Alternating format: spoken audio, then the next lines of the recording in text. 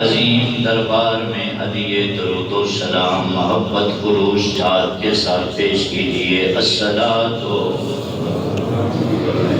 والسلام علیک یا سیدی یا رسول اللہ وعلی آلک واصحابک یا سیدی یا حبیب اللہ۔ میں نے گزارش کی ہے کہ محبت اور خلوص کے ساتھ سبحان اللہ۔ میں نہیں کہتا کہ آپ تھوڑا اونچا پڑھیں تو وہ خلوص ہے۔ خلوص یہ ہے کہ امتی کے دل میں خیال آئے تو مدینے کے تاجدار کو خبر ہو جائے۔ اس خلوص اور اس تصور کے ساتھ پڑھیں کہ ہم گنبد خضرا کے مکین کے سامنے بیٹھے ہیں اور درود و سلام کر رہے ہیں۔ اور واصف علی واصف کہتے ہیں کہ حضور کی بارگاہ میں درود سلام ایسے پڑھنا چاہیے، کیفیت یہ ہو جس طرح بندہ نماز میں پڑھتا ہے السلام علیکہ ایھا النبی، تو وہاں کیفیت یہ ہوتی ہے کہ دنیا سے بندہ لا تعلق ہوتا ہے، فقط رب کے دربار میں بیٹھا ہوتا ہے، کوئی باہر کا خیال نہیں ہوتا، اور پھر رب کی یاد کے ساتھ ساتھ دلدار کی یاد بھی ہوتی ہے۔ اس کیفیت میں جس طرح درود پڑھا جاتا ہے محبت کے ساتھ، الصلاۃ والسلام علیک یا سیدی یا رسول اللہ وعلی آلک واصحابک یا سیدی یا حبیب اللہ۔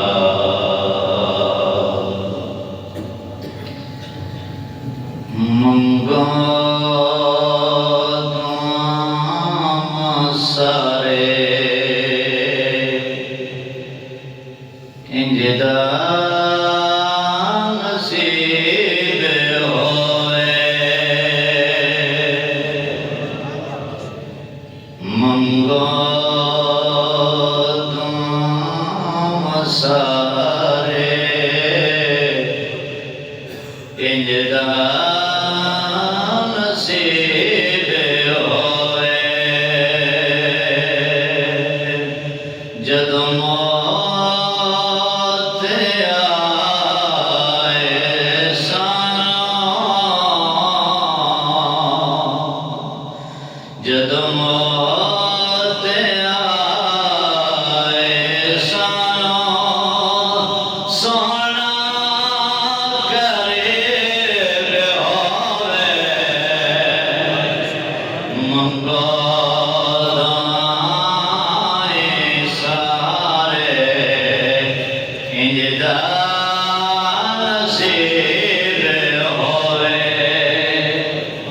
بہترین نصیب ہے کہ نہیں؟ خوبصورت دعا اس سے بڑھ کر اور کیا ہو سکتی ہے؟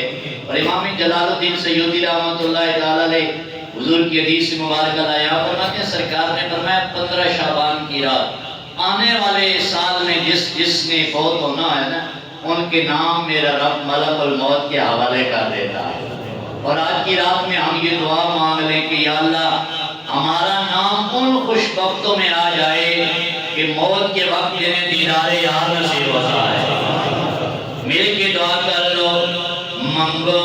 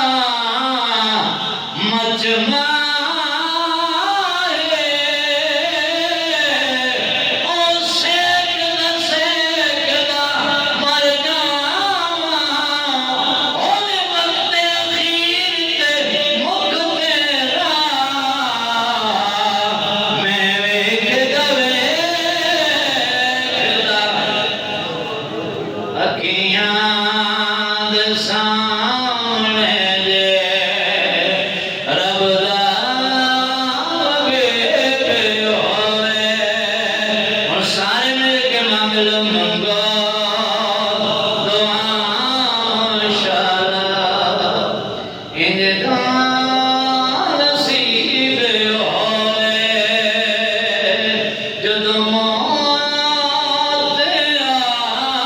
آئے سانو سونا غریب ہوئے منگو دعا ماشاءاللہ اجدا نصیب ہوئے۔ اللہ تعالیٰ جل جلالہ عظم شان و تم برہانوں کی حمد و ثنا بارگاہ حضور سرور کونین مالک کوثر شفیع معاشر گمگسار جہاں دستگیر زمان معصوم آمنہ احمد مجتبی مقصود کائنات مطلوب کائنات جان کائنات حسن کائنات راحت کائنات سبب کائنات سبب ثبات کائنات حضور پر نور شافع یوم النشور والی کونین آمنہ کے لال جناب حضرت عبداللہ کے در یتیم اپنی امت کے والی و وارث آقا مولا صلی اللہ علیہ وسلم کے دربار کرم میں محبتوں الفتوں کی نیاز پیش کرنے کے بعد عزت و تکریم کے لائق بزرگ و دوستوں اور عزیز ساتھیو السلام علیکم ورحمۃ اللہ وبرکاتہ۔ میں نے آپ حضرات کے سامنے سورۃ الدخان کی ابتدائیہ کچھ آیات کریمہ تلاوت کرنے کا شرف حاصل کیا۔ دعائے خالق ارض و سما میری زبان پر کلمۃ الحق جاری فرمائے اور مجھے اور آپ کو سنا کر ان پاکیزہ جملوں کی عملی تفسیر بنانے کی توفیق عطا فرمائے۔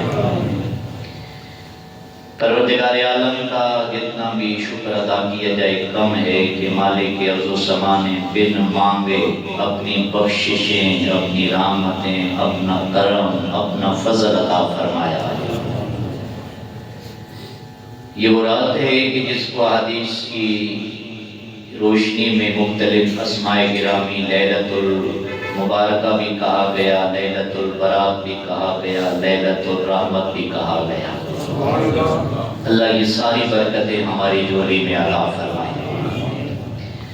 ارشاد باری تعالی حامیم والکتاب المبین، حامیم قسم ہے مجھے روشن کتاب کی، اِنَّا أَنزَلْنَاهُ فِي لَيْلَةٍ مُبَارَكَةٍ، بے شک ہم نے اس عزت والی کتاب کو شان والی کتاب کو لیلہ مبارکہ میں نازل فرمایا۔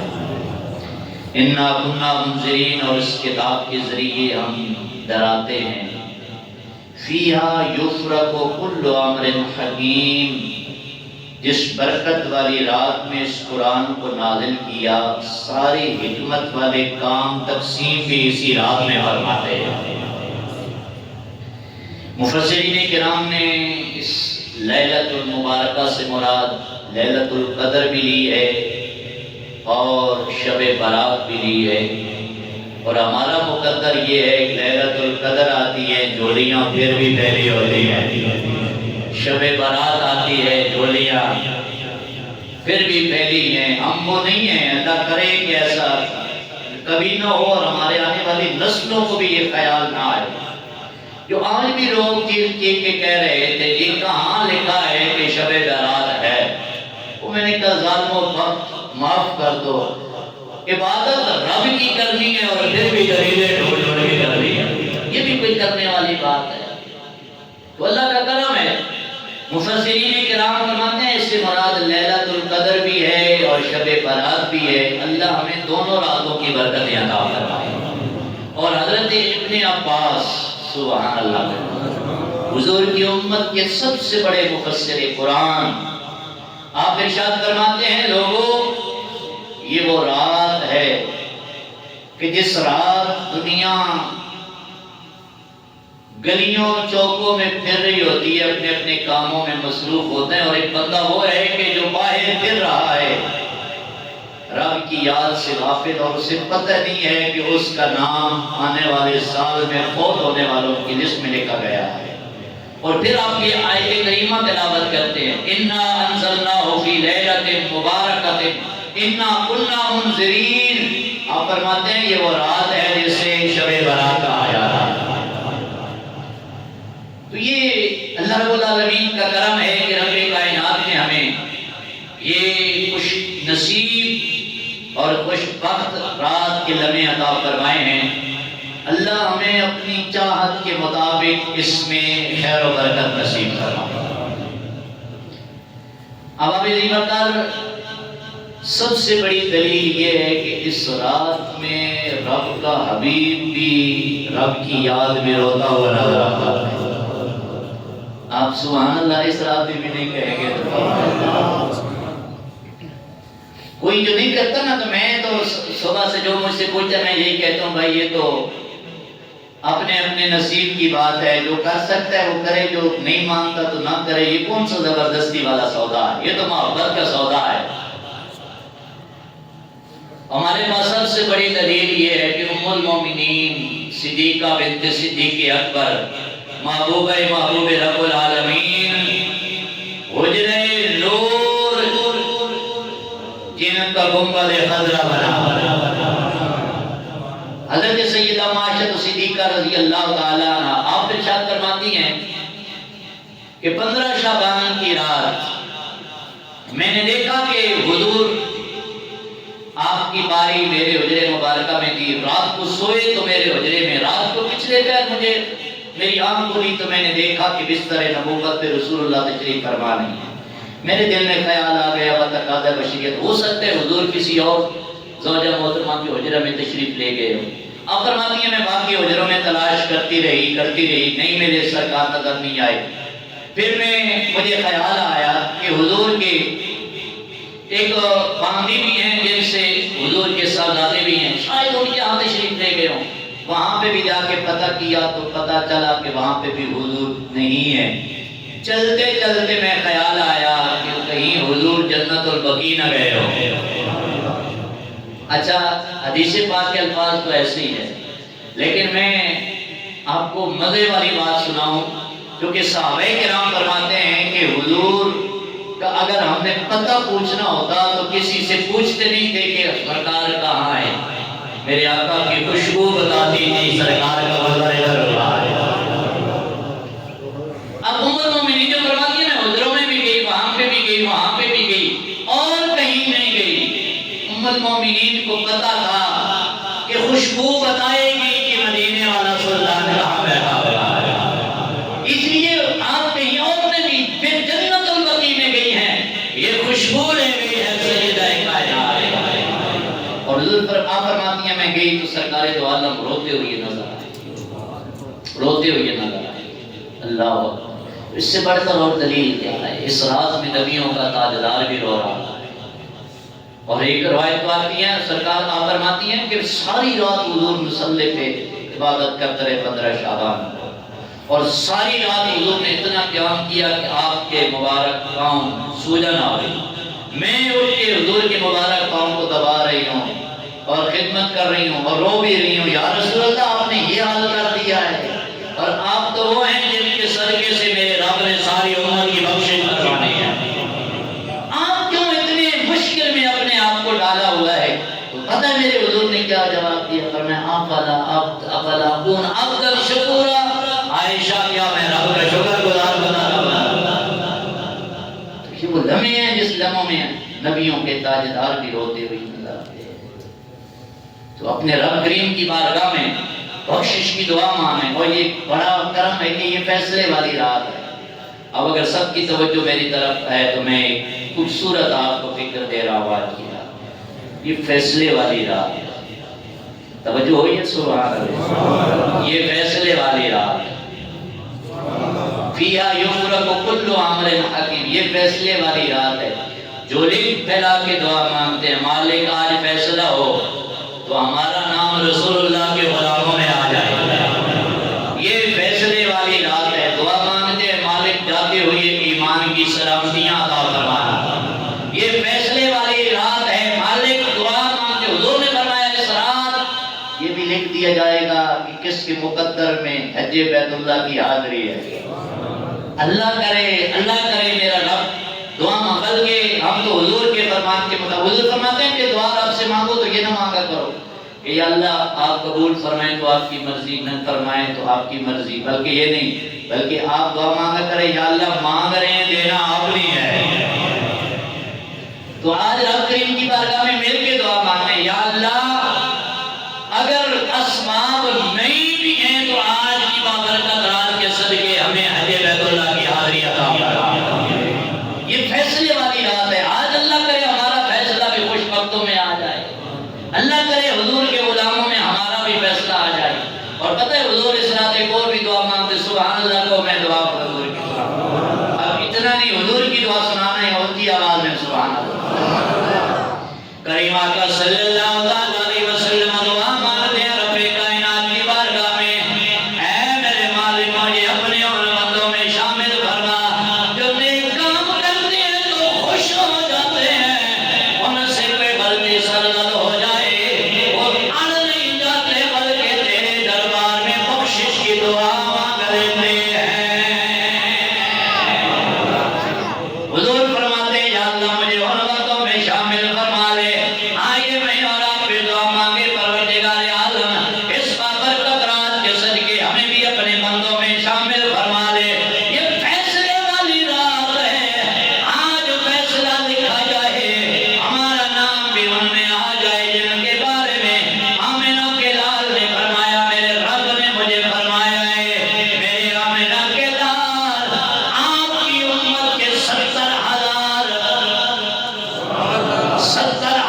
غلاموں کے بغیر حساب کے بخش دیا جائے گا۔ یہ فیصلے والی رات ہے، میرے مالک کرم فرمائے، یہ کرم والی بات ہے، یہ فیصلے ہو رہے ہیں۔ آج رب کریم کی بارگاہ میں دعا مانگو، مولا علی شیر خدا کرم اللہ وجل کریم راوی ہے حدیث مبارک ہے، آپ فرماتے ہیں رسول اللہ نے فرمایا خود حکم دیا ہے لوگوں جب 15 شعبان کی رات آ جائے راتوں کو جاگا کرو،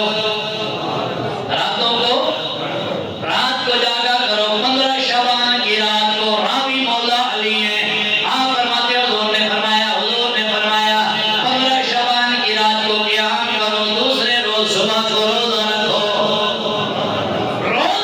یا رسول اللہ کیا ملے گا؟ میرے آقا نے فرمایا لوگوں 15 شعبان کی رات کو میرا رب کائنات اپنی شان کے مطابق آسان دنیا میں جلال فرماتے ہیں اور اعلان عام ہو جاتا ہے کوئی بخشش مانگنے والا کہ بخش دیا جائے، کوئی اولاد مانگنے والا اسے اولاد عطا کر دی جائے، کوئی رزق مانگنے والا اسے رزق عطا کیا جائے، کوئی سکھ مانگنے والا میرے رب اسے سکھ دیا دے دو۔ میرے آقا فرماتے ہیں یہ اعلان ہوتا رہتا ہے، یہ اعلان ہوتا رہتا ہے حتیٰ کہ صبح کا سورج طلوع ہو جاتا ہے۔ سبحان اللہ، صبح کا سورج طلوع ہو جاتا ہے۔ سنیے میرے آقا مولا صلی اللہ علیہ وسلم نے کیا خوبصورت رہنمائی فرمائی۔ اس لیے میں کہتا ہوں مسجد میں بیٹھ کے گزاریں یا تنہائی میں بیٹھ کے گزاریں، یہ لمحے آج ضائع کرنے والے نہیں ہیں، یہ رب کے دربار میں اپنی دعائیں منگوانا اور دعائیں قبول کرنے والے لمحے ہیں۔ ہم تو بڑے گناہگار ہیں، میں نے پہلے عرض کی ہے، اس رات کو نبیوں کا سلطان بھی ہوتا نظر آتا ہے، ہماری کیا اوقات ہے، ہم تو گناہگار ہیں، بنا خطا کار ہیں، سیاہ کار ہیں۔ سنو جناب ایک بزرگ حاجی، اللہ دے جائے ہمیں بھی اس حاضری کے لیے پہلے دعا مانگے، اونچی آواز میں کہہ دو آمین۔ بوڑھا بزرگ ہے، حج بیت اللہ کے لیے گئے ہیں، 7 نوجوان بھی گئے حج کرنے کے لیے گئے ہیں اور وہاں جا کے احرام بھی باندھا ہوا ہے، کبھی طواف کرتے ہوئے کبھی میدان عرفات کے چکر لگا کے دعا مانگتے ہیں اور اعلان کر رہے ہیں، تلبیہ پڑھ رہے ہیں، لبیک اللہم لبیک، آگے سے آواز آ جاتی ہے لا لبیک، میرے بندے واپس مڑ جا، تیری حاضری قبول نہیں۔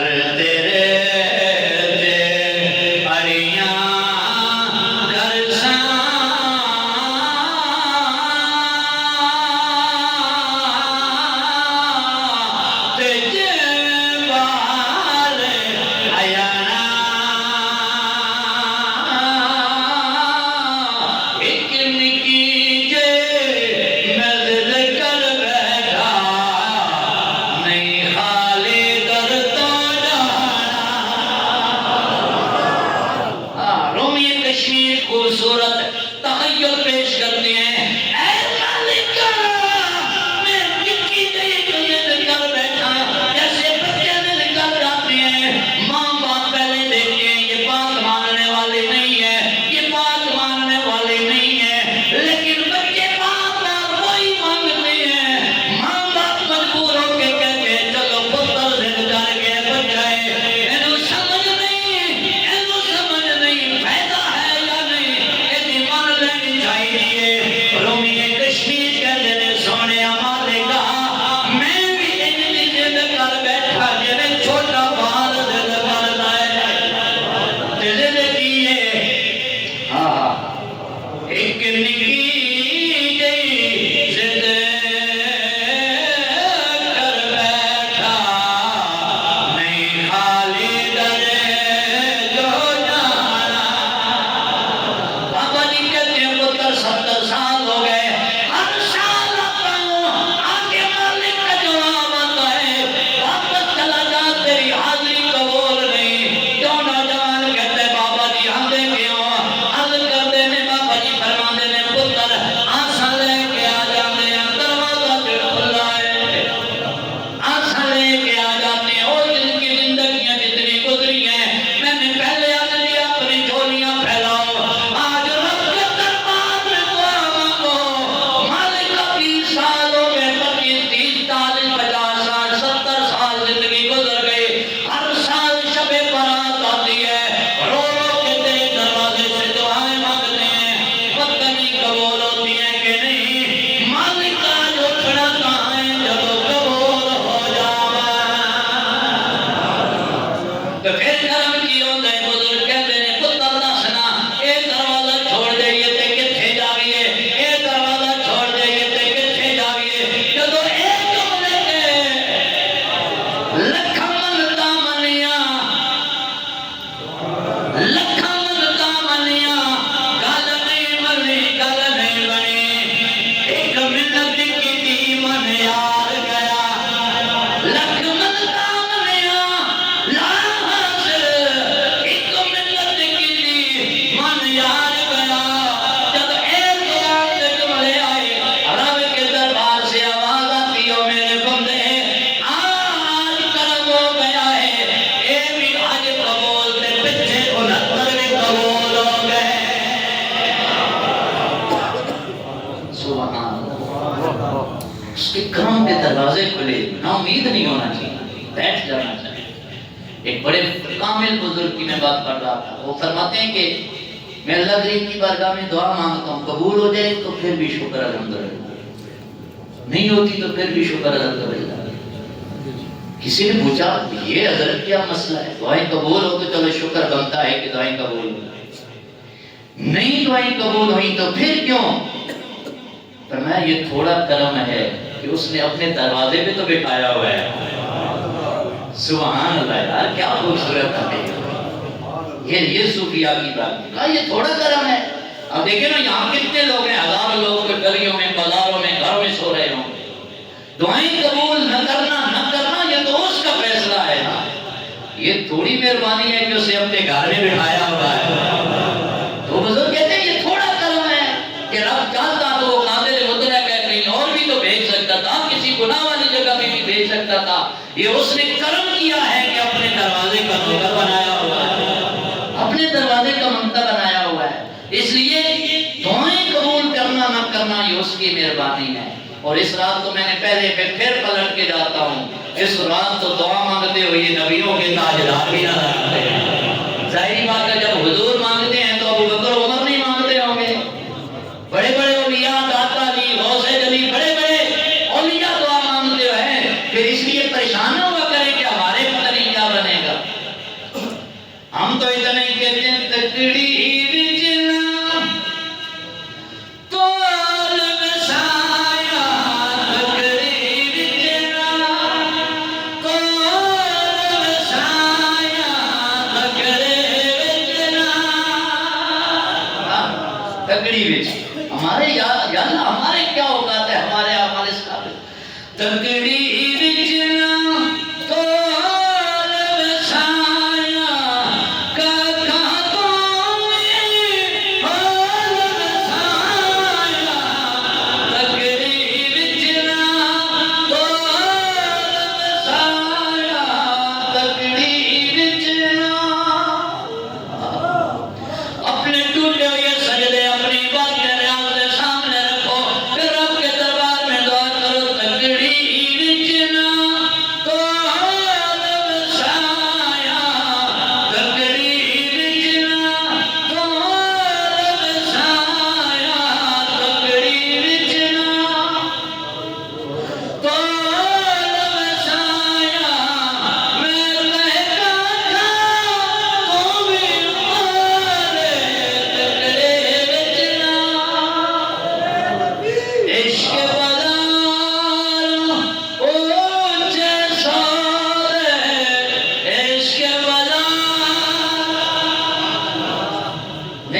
گئی تو سبحان اللہ. عشق بازار اونچے سودے. لوگ جا کے منڈیوں پہ چیزیں تولتے ہیں نا، ہر جگہ ہر چیز کی منڈی. عشق بازار اونچے سودے. تو شاعر نے کیا تخیل پیش کیا؟ سبحان اللہ. عشق بازار میں اونچے سودے، عشق بازار میں اونچے سودے، عشق بازار میں اونچے سودے، ساری سستی بولی میں سایہ، ساری سستی بولی میں سایہ، ساری سستی. سارے مل کے اپنے رب کے دربار جاکو ساری سستی بولی میں سایہ، ساری سستی بولی میں سایہ، تکڑی نچنا کول میں سایہ، تکڑی نچنا.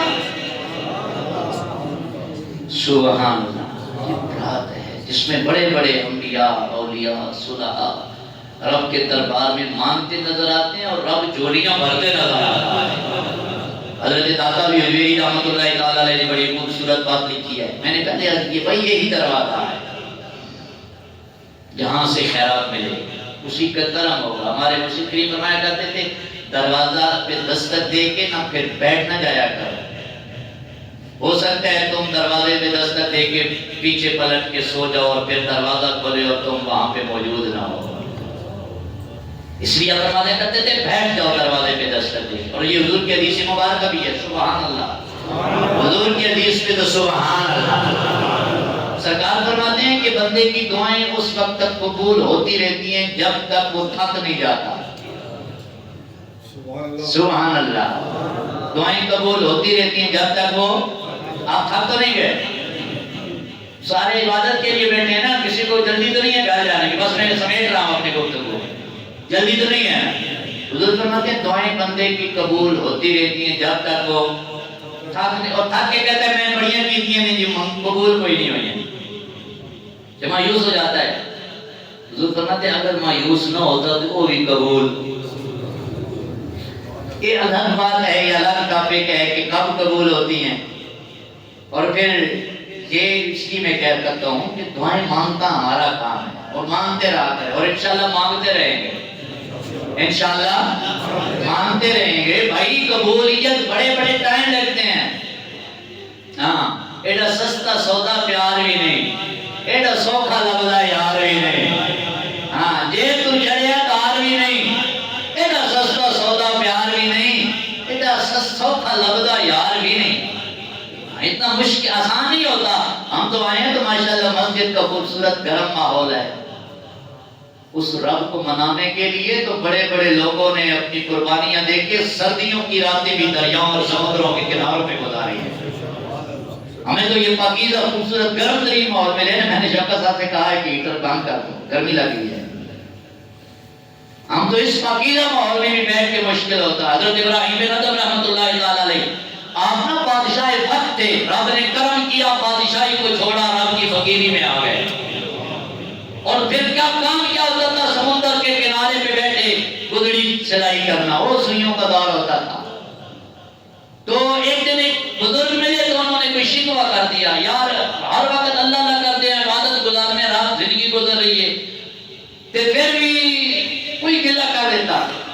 حضرت ابراہیم بن ادم فرمانے لگے لگنا تینوں فقیری مفت مل گئی،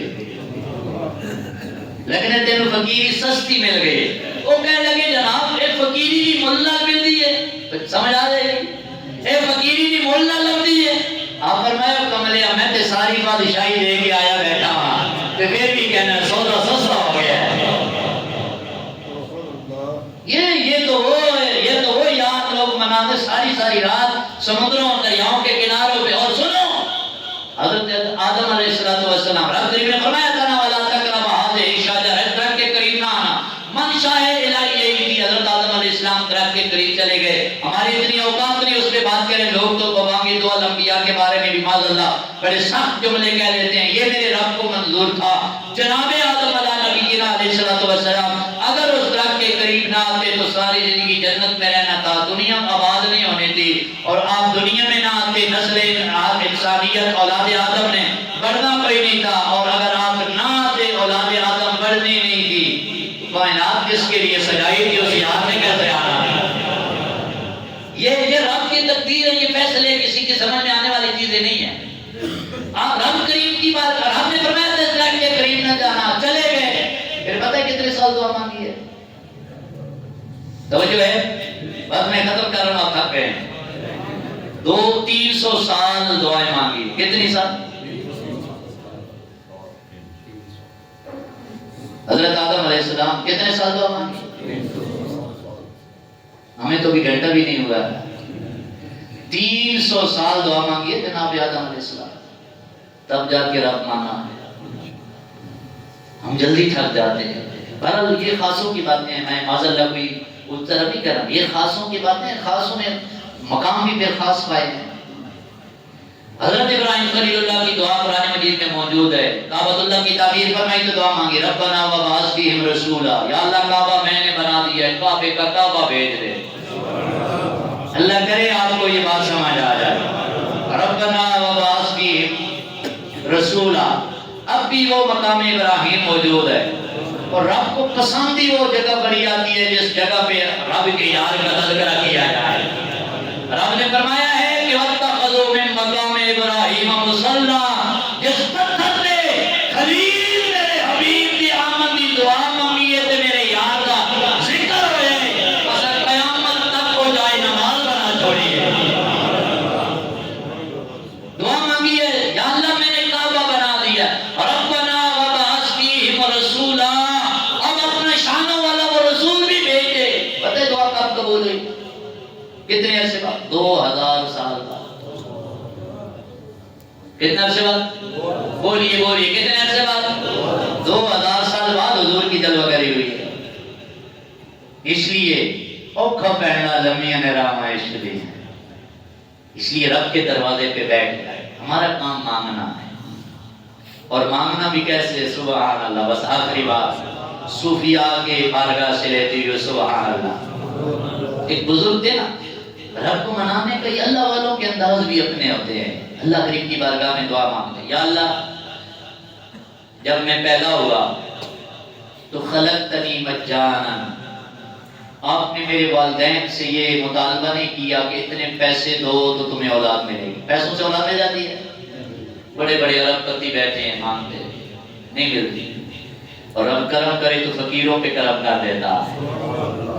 جو جن کو اللہ نے یہ دولت دی ہے اللہ کا شکر ادا کیا کرو، اور جن کو نہیں ملی اللہ کی بارگاہ میں وہ بھی دعا مانگا کریں۔ آج کی رات کے صدقے اللہ ان کی جولیوں کو بھی اولاد کی نعمت سے مالا مال فرمائے۔ تو بزرگوں نے دعا کیا مانگی؟ اللہم خلقتنی مجانا، یا اللہ میں نے پیدا کیتے کہ میرے والدین کو لو پیسے نہیں مانگے، دولت نہیں لی، مفت میں مجھے پیدا کر دیا، اور پھر میں یہاں تک پہنچ گیا، بڑا ہوا، پرورش ہوئی، آپ نے سارا کچھ دیا۔ رزقتنی مجانا، صبح شام رج کے رزق دیا ہے، لیکن یہ نہیں سوال کیا کہ پیسے دو گے تو رزق ملے گا۔ ایسا ہے کہ نہیں؟ پیسوں سے کوئی رزق خرید سکتا ہے؟ اس لیے یہ بات ذہن میں رکھنا، میں اکثر کہا کرتا ہوں، مت کہا کرو ہمارے پاس پیسے ہیں تو اب ہمیں کسی سہارے کی ضرورت نہیں ہے۔ وہ رب جو دینے پہ قادر ہے وہ واپس لینے پہ بھی قادر ہے۔ یہ ساری باتیں ذہن میں رکھنا ہے، اور یہ اسباق اپنی زندگی کا حصہ بنا کے رکھنا ہے۔ جو رب دینے پہ قادر ہے وہ واپس لینے پر بھی قادر ہے، اور دیتا ہے تو بڑا عرصہ لگتا ہے، جب واپس لیتا ہے تو چند لمحوں میں واپس چلا جاتا ہے۔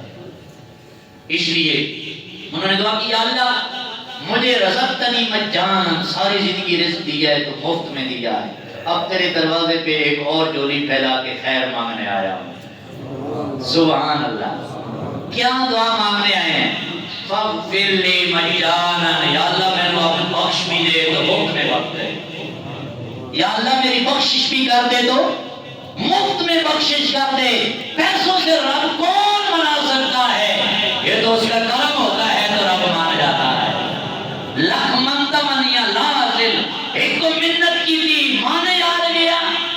سبحان اللہ۔